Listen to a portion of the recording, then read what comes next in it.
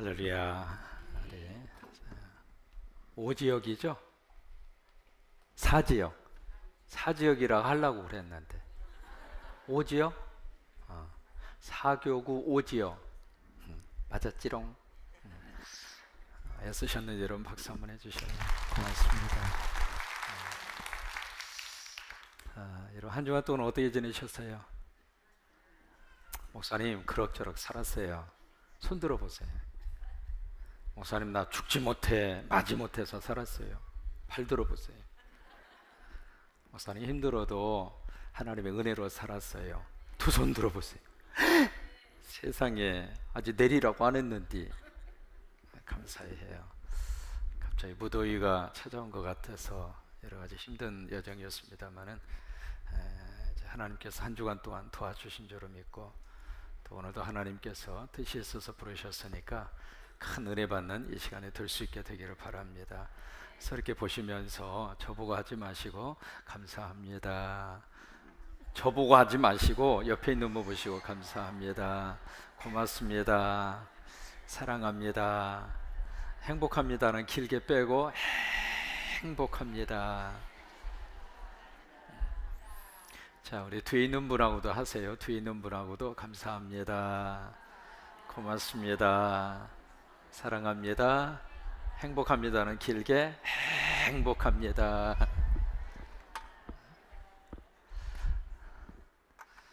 에스더라고는 성경을 보시면은 거기에 등장하는 왕의 이름이 있습니다. 아하수에로라고 하는 왕이 있고요. 그 다음에 아하수에로 왕과 더불어서 그의 편에 서 있는 한 사람을 꼽으라고 하면 하만이 있습니다. 하마가 아니라 하만입니다. 하만이라고 하는 사람을 만날 수가 있죠.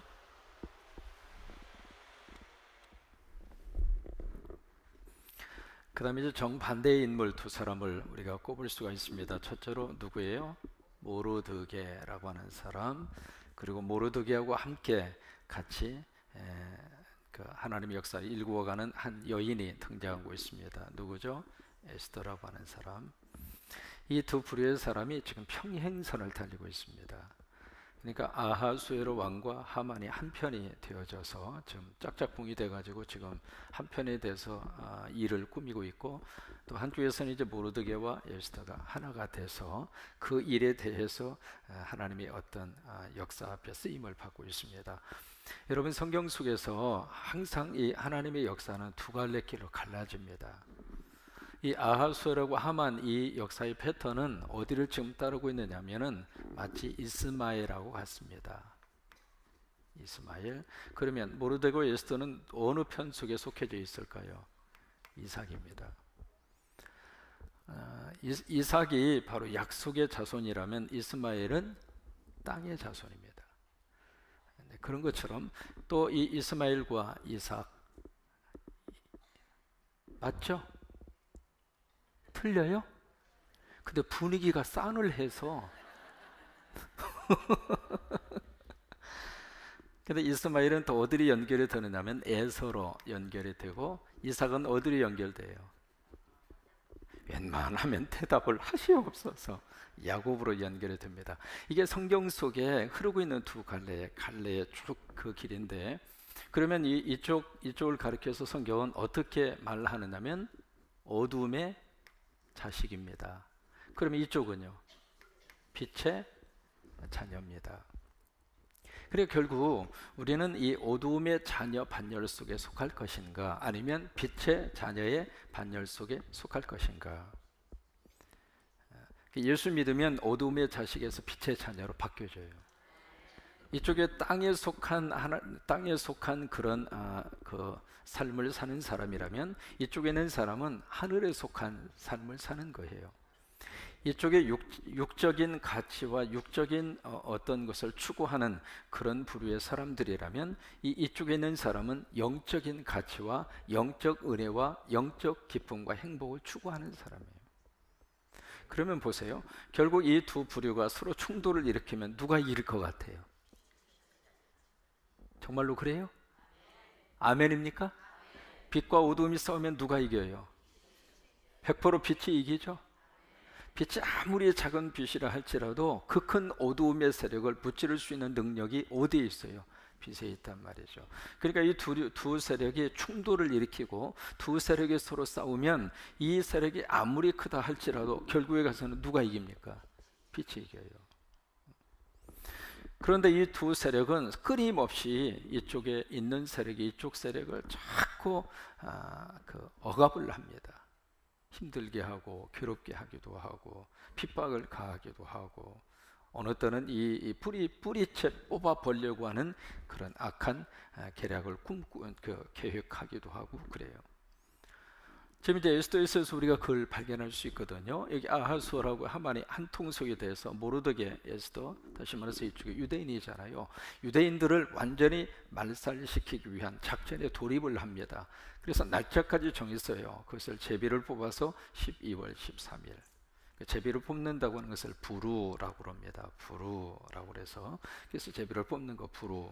페르시아로. 그래서 제비를 뽑아서 12월 13일 날짜로 딱 정하고 그것을 이제 하만이 아하수아로 왕에게 딱 제시를 해서 아하수아로 왕이 그것을 공포를 합니다. 법령으로 특별법을 제정을 해서 특별 법령으로 공포를 합니다. 그리고 왕조차도 그것을 더 이상 취소시킬 수 없도록 왕의 거기에 사인을 합니다. 다시 말해서 이제는 게임이 끝난 거예요.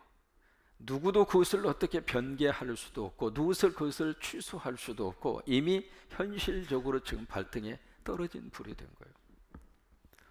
그러면 이들의 계획대로 말을 하면 그 계획대로 모든 일들이 이루어져서 결국에 가서는 모르드게와 에스더 이 유대 민족이 사실은 어두움의 세력 앞에 철저히 패배를 당할 수밖에 없을 터인데, 그러나 이 에스더라고 하는 성경을 통해서 하나님은 무엇을 말씀하시는가?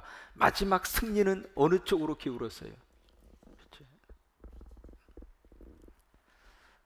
살면서 힘든 일이 있어도 당장 내 불빛이 꺼질 것처럼 보이는 순간이라 할지라도 하나님 의지하고 있으면, 하나님 붙잡고 있으면, 하나님 편에 서 있으면 마지막 승리를 하나님은 하나님의 백성에게 주신다. 그래서 지금 좀 힘들어서 끝이 아닙니다. 내 인생의 끝지점에 지금 와 있는 게 아니에요. 아직 하나님께서 우리 인생을 아직 붙잡고 계세요. 그래서 마지막 하나님의 자녀들을 하나님이 다시 세우시고, 그래서 기가 막힌 방법으로 하나님이 역사를 풀어가시는 거예요. 오늘 4장도 마찬가지입니다. 4장 1절에 보시면은 모르드게가 이 모든 사실을 이제 알게 됐어요. 하만의 계략도 알게 됐고, 날짜가 정해진 것도 알게 됐고, 법령이 선포된 것도 알고 있고, 왕이 거기에 사인까지 한 것을 이미 다 알고 있어요. 그래서 그 일을 알고 나서 4장 1절을 보시면 모르드게가 무슨 행동을 취하고 있느냐면 자기의 옷을 찢어요. 자기의 옷을 찢고, 그리고 두 번째 굵은 베옷을 입고, 세 번째 재를 뒤집었습니다. 이 세 가지 행동이 무엇을 의미하는 것인가? 두 가지를 의미합니다. 첫째는 극도의 슬픔을 말합니다. 이제 날짜가 정해진 날짜, 이제 시간만 되면 돌아오잖아요. 그 돌아오는 그 순간에 자기만 죽는 것이 아니라 그 페르시아라고 하는 거기에 살고 있는 70만 명의 자기의 동족, 유대 종족이 한날 한시에 죽는 거예요. 그 슬픔을 지금 무엇으로 표현하고 있는가? 자기의 옷을 찢는 거예요. 사람이 너무 극단적인 슬픔 속에 이렇게 처해지면은 어떤 행위가 나올 수밖에 없는데, 어떤 사람 머리를 쥐어 뜯기도 하고. 그래서 여러분, 대머리 중에 그렇게 해서 대머리 된 사람도 있습니다.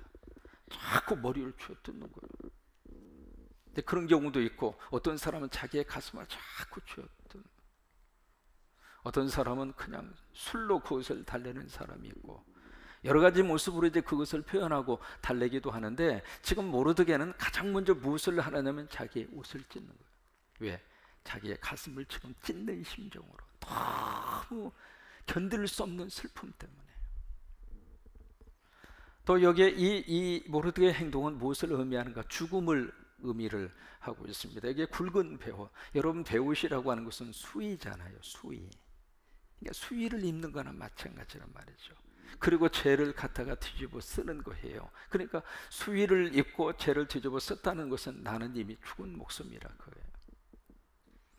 그 두 가지의 내용을 가지고 모르드게가 막 그렇게 이제 자신이 그런 행동을 합니다. 근데 모르드게만 그렇게 하는 것이 아니라 3절에 보시면은 모든 유대인들이 애통하고 금시감에 울며 부르짖고 붉은 베옷을 입고 제 누운 자가 무수하더라.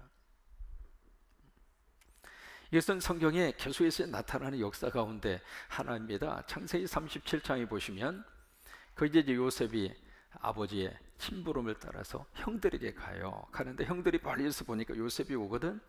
그 순간에 형들이 반가운 마음보다는 저 녀석 평소에 우리에게 상처를 주고, 왜?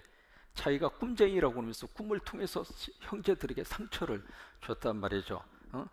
언젠가 형제들이 자기에게 절을 한다고 그러고, 아버지가 요셉만 사랑하고 채색 옷을 입혀드리고, 그래서 평소에 가졌던 감정을 그 순간에 저 녀석 그래, 저 녀석이 한번 죽으면 그가 말한 꿈이 어떻게 되는가 보자 해서 악한 생각을 가져요. 사람이 이상한 영이 한번 딱 이렇게 쓰이면은요, 상상할 수 없는 행동을 하게 합니다. 그래서 영적으로 하나님이 악한 영이 내 속에 들어와서 나를 사로잡지 않아야 악한 행동을 안 합니다. 한순간입니다. 그 한순간 그 악한 감정을 절제하지 못해서 평생 동안 내가 왜 그때 그랬나, 조금만 참을걸. 그런 사람들이 감옥에 가서 보면 한두 사람이 아닙니다. 그 사람이 나빠서가 그런 게 아니에요. 종자가 처음부터 그런 종자라서 그런 게 아니에요. 종자는 우리나 그 사람들이나 다 똑같아요. 한순간에 악한 영이 들어와서 그의 영혼을 지배하고 그의 감정을 지배하는 순간에 그것을 조절하지 못해서 행동으로 나타나니까 살인사건이 나오게 되는 것이고, 간음사건이 나오게 되는 것이고, 그런 거예요. 그래서 형제들이 모의를 합니다. 그래, 저 요셉 죽여서 구덩이에 던져버리자. 근데 그 이야기를 가만히 듣고 있었던 루벤이 중재를 제시합니다. 야, 뭐하러 우리 손에 피를 묻히냐, 죽이지 말고 그냥 물이 없는 웅덩이 속에다가 구덩이 속에다가 던지자. 장남 루벤이 제안을 해요. 듣고 보니까 그 말이 맞거든. 그래서 요셉을 집어서 던져요. 죽이진 않았어요. 던진 거죠.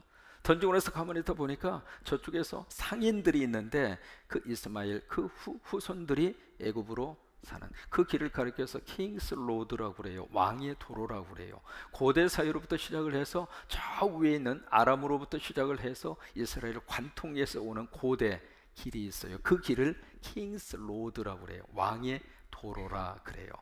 그 왕의 도로를 통해서 애굽으로 내려가는 상인들이 있었는데 그 상인들이 바로 이스마엘 후예예요. 그래서 유다가 또다시 제안을 합니다.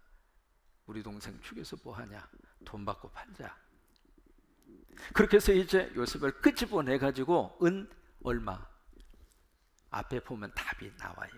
은 얼마, 이거 보면서 두냥 그러면 안 돼. 그래서 그것을 받고 요셉을 팔아요. 근데 루벤이 어디 갔다 와서 딱 구덩이를 보니까 요셉이 없는 거예요. 요셉이 없어진 것을 발견하고 루벤이 하는 행동이 있습니다. 자기 옷을 찢는 거예요. 그래서 양을 잡아서 그 요셉의 옷처럼 거기다 피를 묻혀가지고 자기 아버지에게 갖다 줘요. 근데 그 아버지가 그 요셉의 피 묻은 그 옷을 딱 보고 나서 그 아버지가 보인 행동, 옷을 찢는 거예요. 구약 성경 속에 회개에 대한 하나님의 거룩한 역사가 내 속에 임했을 때 그들에게서 나타나는 공통적인 행동이 다 옷을 찢는 거예요. 그게 회개로 나타나는 이스라엘의 공통적인 그런 하나의 모습이었어요.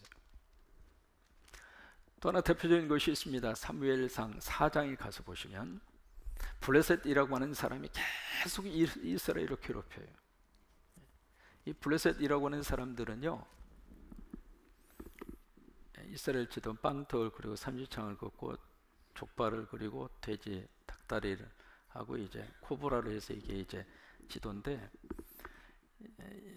여기에 이제 지중해인데 지중해 이쪽에 이제 섬이 하나 있습니다. 이 섬이 무슨 섬이냐면 갑돌입니다. 갑돌. 갑돌 하면 머릿속에 갑순이와 갑돌이는 떼용. 그 갑돌하고 같아요. 그렇게 기억하시면 좋겠어요. 이 갑돌이라고 하는 유럽 지역에 속한 그 섬에서 이 사람들이 이렇게 대륙 지역으로 이렇게 바다를 타고 들어와서 해안가 쪽에 자리를 잡고 살았던 사람이 블레셋 사람들이에요. 그러니까 블레셋 사람들은 어디서 왔느냐면 갑돌이라고 하는 여기 유럽에서 온 사람들이에요. 이 사람들이 여기 왔는가? 먹을 게 없으니까.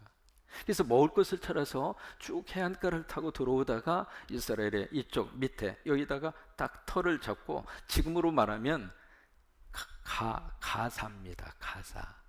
가사라고 하는 거고, 거기다가 터를 잡고 블레셋이 거기서 이제 사는데, 이 사람들 어떻게 사느냐면 자기가 농사 지을 수 있는 땅도 없고 농사 짓고 싶은 마음도 없고, 그래서 어떻게 사느냐면 이스라엘 사람들이 열심히 농사를 지어 놓으면 추수할 때쯤 되면 가서 지가 먼저 가서 추수를 해버려요. 그래서 저쪽에서 농사 지은 것을 이쪽으로 장소 이동을 시키는 기가 막힌 머리를 가진 사람이 블레셋 사람들, 그래서 못된 사람들이죠. 근데 이 사람들이 이스라엘 사람들이 이길 수 있었던 이유가 바로 뭐냐면, 이 블레셋 사람들은 머리가 좋아서 그 당시에 벌써 철기 문화를 가지고 있었어요. 그래서 무기를 생산할 수 있었던 거예요. 그때 이스라엘 사람들은 무기가 없었거든요. 전쟁에 나가더라도 거기에 이제 요나단하고 그 다음에 사울하고 그 사람만 무기가 있을 정도로, 나머지 군인들은 무기가 없었거든요. 근데 이 블레셋 사람들은 철기 문화를 통해서 무기를 생산해서 무기로 무장을 했기 때문에 이렇게 와서 침투를 해서 침략을 해서 뺏어가면 속수무책으로 다 당하는 거예요. 그래서 사무엘상 4장에 보시면 이스라엘 사람들이 당하다가 이제 열불 난 거예요. 야, 이러다가 안 되겠다. 그래가지고 블레셋하고 이스라엘 사람이 싸웁니다. 그래서 1차 딱 붙었어요. 붙었는데 이스라엘 사람 4,000명이 죽어요.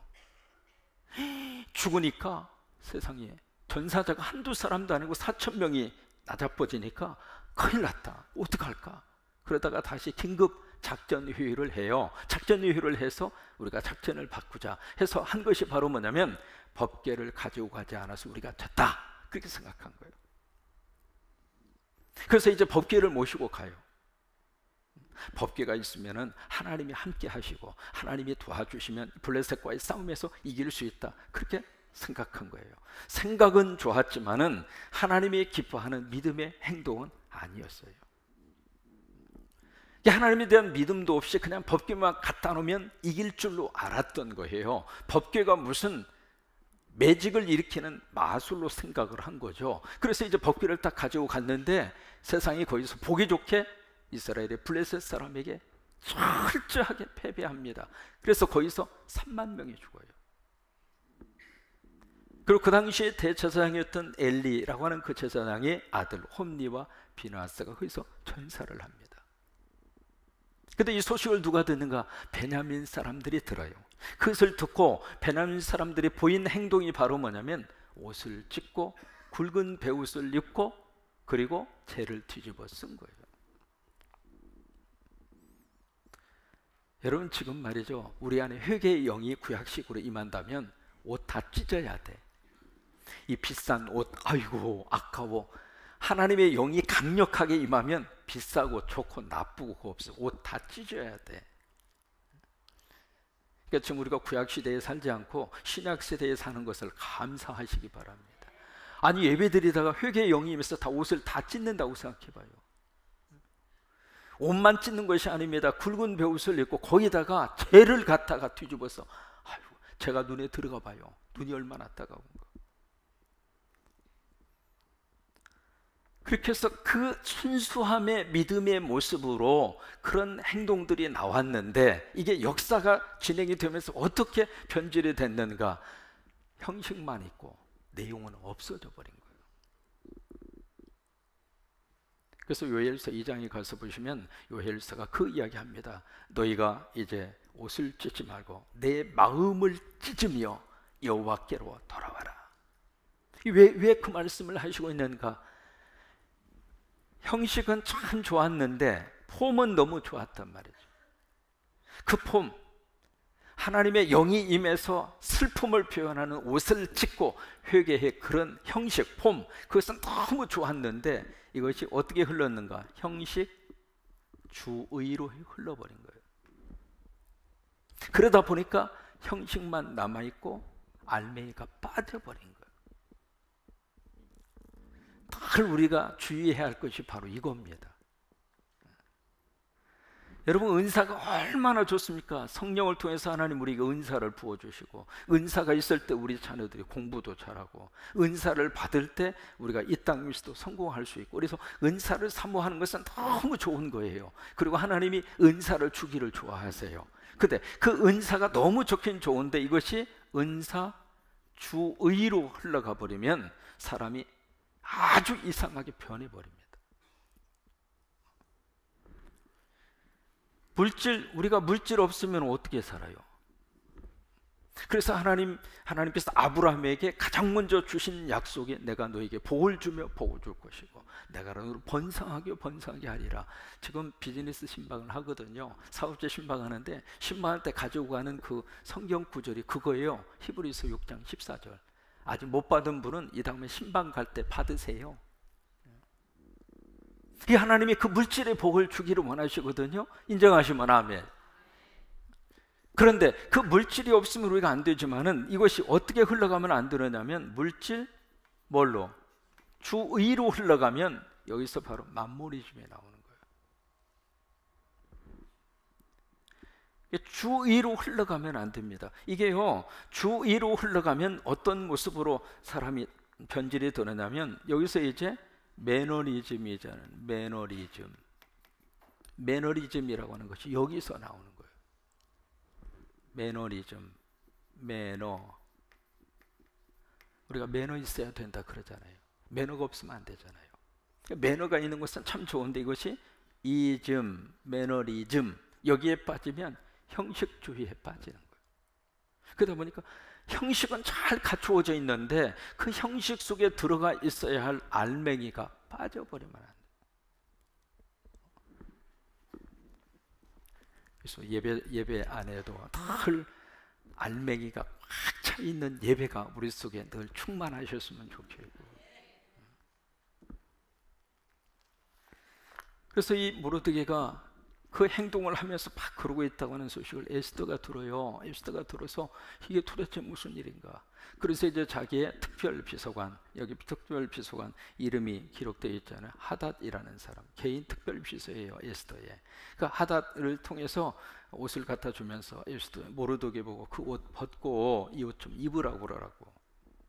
그래서 이제 개인 비서를 보내서 사정을 알아봅니다. 도대체 무슨 일이냐, 뭐 때문에 내 삼촌이 저렇게 그냥 그 옷을 입고 왜 저 무소로 지금 살고 있느냐. 그래서 이제 궁금해서 하닷을 통해서 이제 저기를 이제 알아보도록 그렇게 해요. 그러니까 7절에 이제 모르드게가 에스더에게 그 상황을 설명을 합니다. 설명을 하면서 7절에 보면 모르드게가 자기가 당한 모든 일과 하만이 유다인을 멸하라고 왕의 금고에 바치기로 한 은의 정확한 액수를 하닷에게 말하고, 사람이여 비밀은 없어요. 왕하고 하만 사이에 있었던 그 은밀한 거래를 모르드게가 알고 있는 거예요. 이 세상에 비밀은 절대로 없어요. 다 알게 되어져요. 그래서 그것을 이제 이야기하면서 그 다음에 8절에 또 유다인을 진멸하라고 수산궁에서 내린 초본을 하닷에게 주어 에스더에게 보여 알게 하고 또 그에게 부탁하여 왕에게 나아가서 그 앞에서 자기 민족을 위하여 간절히 구하라. 이것을 이제 에스더에게 전해라 이 말이에요. 그러니까 지금 너무 상황 자체가 급박하게 돌아가고 있다고 하는 것을 알리기 위해서 모르드게가 베옷을 계속 입고 있었던 거예요. 그 말을 듣고 에스더가 하닷을 통해서 모르드게에게 전달을 또다시 합니다. 무슨 전달을 하는가? 11절 왕의 신하들과 왕의 각 지방 백성이 다 알거니와 남녀를 막론하고 부름을 받지 아니하고 안뜰에 들어가서 왕에게 나가면 오직 죽이는 법이요. 이게 그 당시 법이었단 말이에요. 사전에 면담 신청이 없이 왕이 허락하지 않았는데 왕이 있는 안뜰, 왕의 집무실이 되겠죠. 거기에 나타나는 순간 만약에 왕이 금규, 여기 규라고 그랬습니다. 옛날에는 홀이라고 그랬죠. 그 홀, 그것은 왕권을 상징하고 있거든요. 그것을 내밀지 않으면 그 자리에서 죽는 거예요. 왜 그랬을까? 두 가지 때문에 그래요. 첫째는 암살 방지. 그때는 하도 이 왕들을 암살하는 암살단들이 그렇게 많았어요. 그래서 피살을 방지하기 위해서, 암살을 방지하기 위해서 왕 앞에 오는 사람은 철저하게 그 과정을 거치도록, 왕비를 할지라도 그게 법으로 아예 정해놓은 거예요. 그다음에 두 번째는 왕의 권위 때문에 그래요. 그 왕의 권위를 높이 올려놓고 함부로 왕을 볼 수 없도록. 지금 우리가 문재인 정부가 들어서서 한국의 분위기가 확 바꿔진 것 같아요. 그리고 한국 백성들의 얼굴에 막 활기가 도는 거예요. 특히 군산 같은 경우에 있어서는 군산 조선소가 조만간에 좋은 소식이 올 거라고 하는 보도도 지금 나오고 있고, 아멘이죠. 또 새만금도 이제 대통령이 특별히 챙겨서, 왜? 군산을 잘 살게 하면 대한민국의 미래가 있으니까. 어쨌든 군산을 왕따시켜서 좋을 거 아무것도 없잖아요. 군산이 잘 돼야 다른 데도 잘 되고, 군산이 막 일어나야 전라북도도 일어나고, 군산에 있는 주민들이 잘 되고 막 펑펑 막 뭐 역사가 막 나타나야 대한민국도 역사가 나타나고, 그동안에 잘 몰랐던 것 같아요. 근데 나라를 나라답게 하겠다는 분이 들어서더니 군산을 군산답게 만들어 가는 것 같아. 그래서 참 잘한다고 생각해요. 근데 그 면에 있어서도 참 우리에게 희망을 안겨주는, 그래서 기대를 해요. 우리 군산 조선소.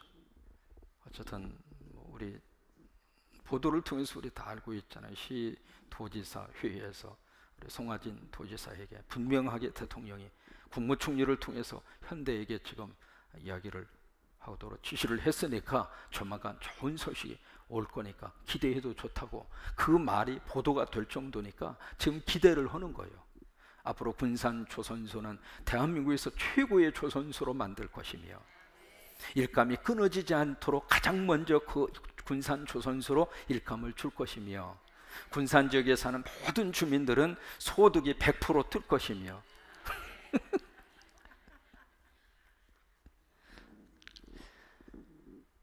또 하나, 그것도 참 우리에게 기쁨의 소식이지만 또 하나, 대통령의 행동 하나하나가 국민에게 마음속에 뭔가 무거운 것을 뿅 하고 뚫어주는 그런 시원함을 주는 것 같아서, 지금까지 그런 대통령을 본 적이 없거든.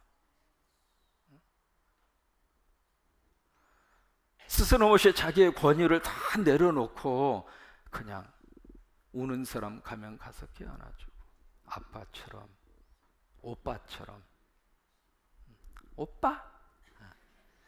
그냥 가서 이렇게 와서 안기면은 거절하는 그런 타입이 아니라, 그래, 내 등을 의지하여, 내 어깨를 의지하여 나에게 와서 울으시오 하고 깨어나주는 그 오빠, 문오빠. 그런 모습들이 우리들에게 너무 마음속에 너무 위로가 되는 거예요.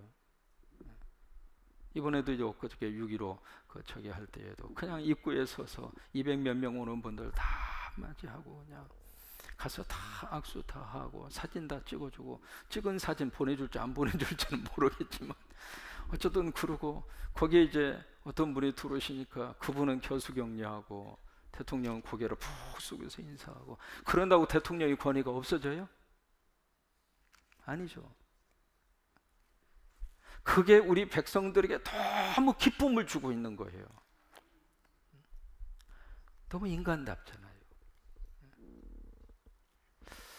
그러니까 그런 모습을 통해서 우리에게 감동을 주는 거예요. 그 감동이. 근데 이 아하수에로 왕은 그게 어디가 있습니까? 권위를 하늘처럼 올려놓고 감히 왕을 함부로 봐? 그렇게 만들어. 그래서 허락 없이 왕 앞에 나타나는 순간 만약에 그것을 내밀지 않으면 그 자리에서 죽는 거예요. 그것을 에스더도 알고 있는 거예요. 그러면서 하는 말인데, 이제 내가 부름을 입어 왕에게 나가지 못한 지가 이미 며칠이냐면 30일, 한 달. 한 달이라 그렇게 말 안 하고 왜 30일이라고 그랬을까? 그만큼 세월이 길다 이 말이에요.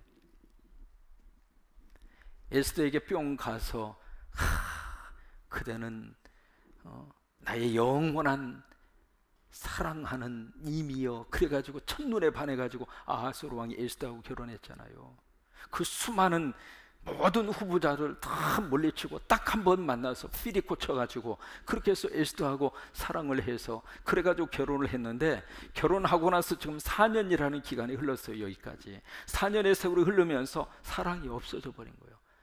깨가 더 이상 안 쏟아져. 털으면 먼지만 나. 하루 이틀도 아니고 30일 동안 부르지도 않았어. 완전히 독수공방 차지하고 있는 거예요. 사랑은 그런 거예요. 손을 잡으면 찌릿찌릿 전기가 흘렀던 그 시절이 있었었지요? 지금 손 잡으면 어때요? 목사님 나 지금도 전기 와요. 아우 좋습니다. 손 잡으면 지금은요 뭐하러 남사스럽게 손 잡고 다니느냐. 그러니까 참 묘한 감정이 인간에게 있다 이 말이에요. 이 왕도 마찬가지고 왕비도 마찬가지예요. 그 사랑이 불타오르는 그 사랑이 식어버린 거예요. 식어서 벌써 30일 한 달 동안이나 부부지간에 얼굴도 못 보고 살았다. 여러분 특별한 이유가 아니면은 부부가 각방 쓰지 말고 한 침대 같이 쓰세요.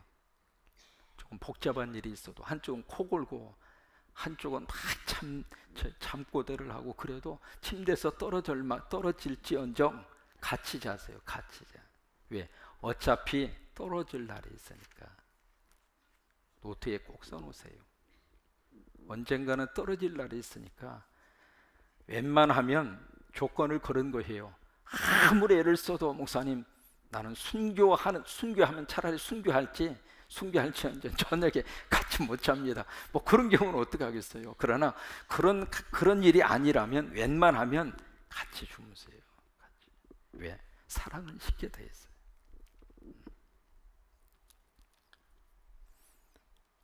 이제 그 말을 전하니까 모르드게가 이제 13절에 보세요. 모르드게가 이야기합니다. 그를 시켜서, 그가 누구냐면 하닷, 개인 비서 하닷, 이게 시켜서 에스더에게 회답하되 너는 왕궁에 있으니 모든 유다인 중에서 홀로 목숨을 건지리라 생각하지 말아라. 무슨 얘기예요? 너나 나나 한 배 탔어. 왕궁에 있다고 너 목숨 건질 것 같아? 너도 유대인이야. 그 피는 속일 수 없어. 그렇다면 유대인 전체 학살을 하는 그 순간 너도 나도 같은 운명이야. 그 이야기예요. 그래서 두 번째로 이때에 내가 만일 잠잠하여 말이 없으면 유다인은 다른 데로 말미암아 노임과 구원을 얻으려니와. 이게 바로 뭐냐면 하나님은 당신의 백성 망하게 내버려 두지 않아. 그 이야기예요. 다른 방법을 통해서라도 하나님이 우리 백성 살려주실 거야. 하나님이 책임져 주실 거야.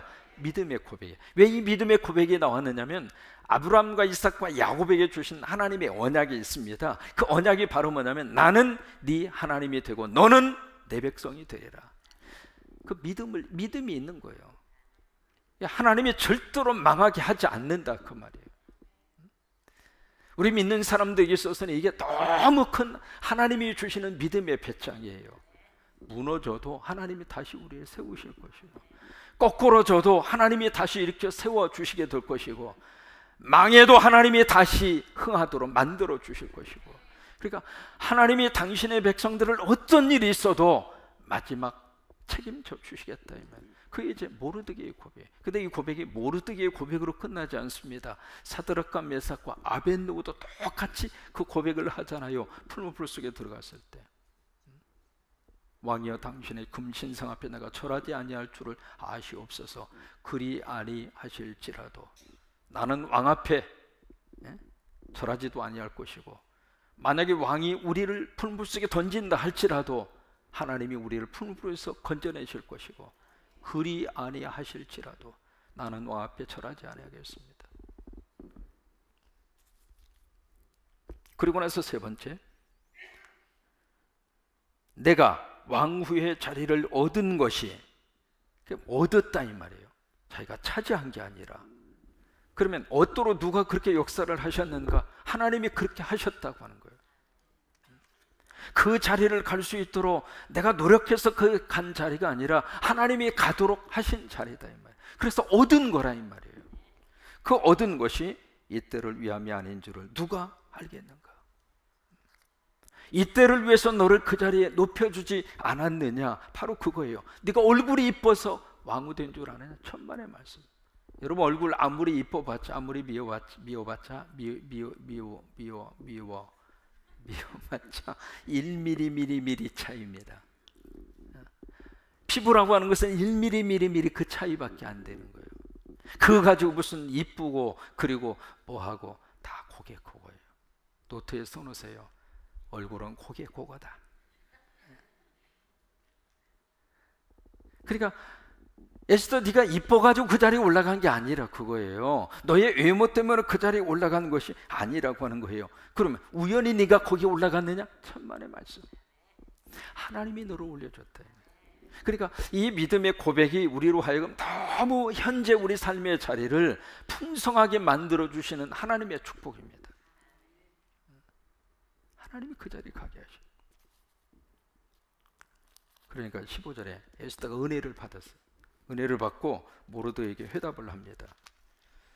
당신은 가서 수산에 있는 유대인들 다 모으고 나를 위해서 금식하고 밤낮 3일을 먹지도 말고 마시리. 이거는요 금식 중에서도 최고의 금식입니다. 일반적으로 금식은 물은 마셔요. 근데 이것은 단식과 함께하는 금식이에요. 물도 안 마시는 거예요. 사람이 물을 마시고는 40일을 견딜 수 있습니다. 오늘따라 왜 물이 없네? 물이라도 좀 주지. 오늘 그냥 단식을 시키려고 그랬나 봐. 아, 그래도 물은 좀 주지. 그러니까 이게 금식할 때 물을 마시고 하면은 40일은 견딜 수 있거든요. 근데 물을 안 마시고 단식 금식을 하면 열을 견디기가 힘들어요. 근데 여기 보면 아예 날짜까지 딱 정해놨습니다. 밤낮 며칠 3일 동안 먹지도 말고 마시지도 마옵소서. 뭐예요? 목숨 걸자 이 말이에요. 왜? 어차피 우리 죽은 목숨이잖아요. 12월 13일이 되면 우리는 다 죽은 목숨인데 그 전에 우리가 하나님 앞에 스스로 목숨을 내놓자 그 말이에요. 보세요. 억지로 목숨이 끊어지는 경우가 있고 타의에 의해서 내 스스로가 목숨을 내놓는 경우예요. 내 스스로가 목숨을 내놓으면 이것이 순교예요. 그래서 지금 순교의 마음으로 여기 에스더가 지금 이 이야기를 하는 거예요. 그러면서 모든 유대인들이 다 그렇게 해달라 그거예요. 그러면서 나도 나의 시녀와 더불어 이렇게 금식한 후에 규례를 어기고 왕에게 나아가려니. 유명한 에스더의 고백이 나옵니다. 죽으면 죽으리이다. 그럼 에스더가 왜 금식을 선택을 했을까? 이게 그의 신앙의 고백입니다. 이것은 하나님만이 풀 수 있는 문제구나.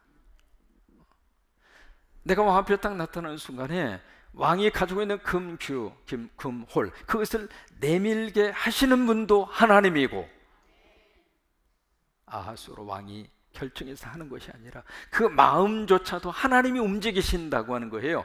하나님이 움직이시면 내밀 것이고 하나님 움직이지 않도록 하시면 안 내밀 것이다. 그 믿음의 고백으로 여기에 죽으면 죽으리이다, 금식하고 죽으면 죽으리이다, 그렇게 이제 나가는 거예요. 이건 체념이 아닙니다. 단호한 결심이죠. 하나님의 뜻에다가 맡기는 단호한 결심. 그래서 유명한 에스더의 이 고백, 죽으면 죽으리이다 라고 하는 고백이 여기서 나온 거예요. 여러분 그 책의 제목을 가지고 간증을 쓰신 분이 계세요. 혹시 읽어보셨어요? 안이숙 사모님. 일제시대 예수 믿는다고는 그것 때문에 감옥에 갇혀서 고통 그 핍박, 그분이 이제 주기철 목사님하고 한 방을 같이 썼어요. 벽을 하나에 서해두고. 그래서 그 당시에는 감옥에 들어가면 누구도 말을 못하게 했어요. 그래서 바로 옆에 주기철 목사님이 계셨고 옆에 안이숙 이 사모님이 계셨는데, 그때 이제 그래서 서로 대화를 하는데 어떻게 대화를 했느냐면 글씨를 써가지고 글씨를 써서 이쪽에서 안희숙 사모님이 글씨를 이렇게 하면 그쪽에서 주기철 목사님이 글씨로 화답을 하고, 그래서 참 가슴에 이렇게 너무 가슴 아프게 하는 내용이 있어요. 뭐냐면 목사님 뭘 잡수고 싶으세요? 그 질문이 나와요. 안희숙 그분이 그렇게 물으니까 주기철 목사님이 내가 이렇게 묵상하면서도 머릿속에 더 먹고 싶은 것이 그렇게 많다고, 그래서 내가 이렇게 믿음이 이렇게까지 나약하게 떨어진 줄은 몰랐다고. 목사님이 그래요. 주기철 목사님이. 그러니까 안희숙 이 사모님이 목사님 그거는요 목사님의 유혹이 아니라 주님께서 목사님을 위해서 앞으로 드실 수 있도록 잡수실 수 있도록 예수님이 준비해 주시는 상이에요. 그렇게 이제 대답을 해요. 그러면서 이 순간에 가장 잡수고 싶은 게 뭐예요? 그렇게 물어요. 물으니까 주기철 목사님이 그렇게 대답해요. 내가 이 순간에 가장 먹고 싶은 게 쑥이라는 거예요. 쑥갓. 쑥갓 있죠? 쑥갓. 쑥갓이 그렇게 먹고 싶대요. 그러면서 그 쑥갓하고 흰밥하고 내가 더 이상 생각나지 않을 수 있을 정도로 실컷 내가 한번 먹어봤으면 좋겠다. 그가 이렇게 들으면서 야, 우리는 지금 흔해 터진 것이 그건데. 그래서 주기철 목사님이 안희숙 사모님에게 또 물어요. 안 선생님은 뭘 먹고 싶으세요? 근데 그 순간에 안희숙 이 사모님이 그 전에 사식이 들어와가지고 이분은 먹고 싶은 것을 먹은 거예요. 그래서 주기철 목사님에게 너무 미안해서, 왜? 당신이 먹고 싶은 것을 이미 먹었기 때문에 너무 미안해서 더 이상 이렇게 말을 못하는, 이제 그 내용이 바로 그 감옥에서 주기철 목사님하고 안희숙 사모님하고 서로 주고받은 그런 손으로 이렇게 써가지고 그 내용이에요. 거기서 이제 나온 것이 그 책의 제목이 그거잖아요. 죽으면 어떻게 해요? 죽으리이다. 자, 죽으면 죽으리이다 그랬더니 물이 와서 살 것 같아요. 그래가지고 죽으면 죽으리이다 그 책을 이제 썼는데 그 다음에 안희숙 이 사모님이 감옥에서 나왔어요.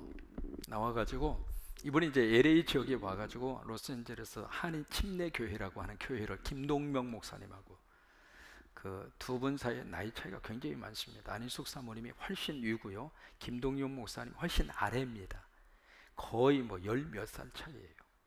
그래서 그 목사님하고 결혼을 해가지고 로스앤젤레스 안에 침례교회를 잘 개척을 해서 로스앤젤레스 그 한인타운에 큰 침례교회를 만들었습니다.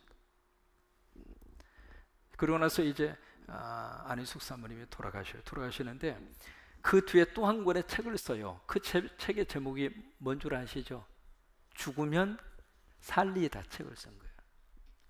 그러니까 죽으면 죽으리이다 그 책을 썼는데 살아난 거예요. 그래서 나중에 그런 고백을 합니다. 1980년도 여의도에서 엑스포가 있었잖아요. 1984년인가요? 엑스포가 있었잖아요. 그때 안희숙 사모님이 거기에 뭐 100만 명에게 간증을 한 적이 있었어요. 그 간증을 하면서 여러분 인터넷에 치시면은 안희숙 사모님의 간증 테이프에서 들을 수가 있습니다. 거기 보면 그 내용이 나옵니다. 나는 그 당시에 죽으면 죽으리이다 하나님 앞에 기도했는데 내가 이렇게 죄가 많아서 내가 죽지 못하고 이렇게 살아왔다고. 주기철 목사님은 하나님께서 그의 영혼을 그를 순교의 제물로 받으셔서 하나님이 그를 천국으로 데려가셨는데 나는 아직 준비가 되지 못하고 죄가 많아서 이렇게 살아가지고 당신들 앞에 서 있다고 그 이야기를 울면서 해요. 그래서 그 두 권의 책이 그렇게 해서 나온 거예요. 그러니까 죽으면 죽으리이다 각오하니까 하나님이 죽으면 살리이다. 오늘 우리 안에 이 믿음의 거룩한 은혜와 영성이 우리 안에서 이렇게 확 와닿을 수 있게 되기를 주의 이름으로 축원합니다. 살다 보면 하만 같은 사람도 만나고 그래서 막 우리를 죽이려고 하는 그런 세력과 우리가 부딪힐 때도 있고, 그러나 그 속에서 우리가 하나님 앞에 금식하고 하나님 앞에 매달리면 죽겠다는 각오로 하나님 붙잡고 하나님을 의지하면 하나님 우리를 죽이지 않으시고 거기서 하나님의 사람으로 다시 한번 끄집어내셔서 하나님의 귀한 은혜의 영성으로 우리를 인도하실 줄로 그렇게 믿습니다. 그 마음과 결단을 가지고 우리 복음성가 중에 이제 내가 살아도 주 위에 살고, 그 복음성가가 있습니다. 이제 내가 죽어도 주 위에 죽네. 그 복음성가를 함께 부르시겠습니다.